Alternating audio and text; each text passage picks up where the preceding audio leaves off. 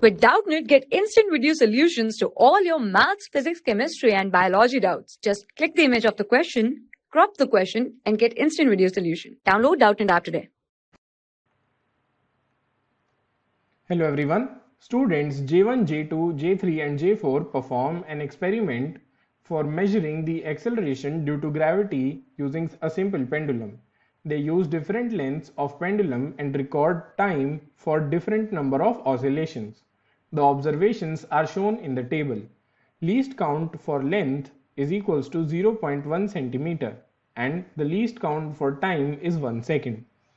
If P1, P2, P3 and P4 are the percentage error in G for students J1, J2, J3 and J4 respectively, then so the question is asking us to find out that which of these options are correct regarding P1, P2, P3 and P4, which are the percentage error in G that was calculated by these students which performed an experiment for measuring the value of G using a simple pendulum.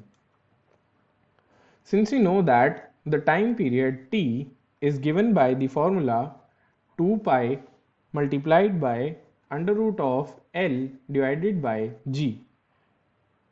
Therefore, this simply implies that G is proportional to L divided by T squared.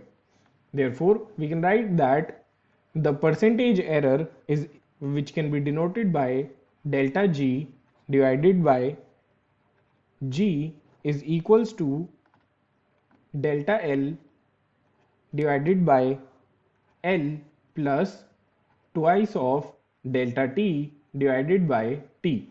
Now we can calculate the value of P1 by writing that P1 is equals to 0.1 divided by 100, as it is given to us in the question that 0.1 is the least count of length, and for student 1 the length of the wire used is 100 plus 2 multiplied by 1, which is the time for a single oscillation, divided by the total time, which is 400 for student 1.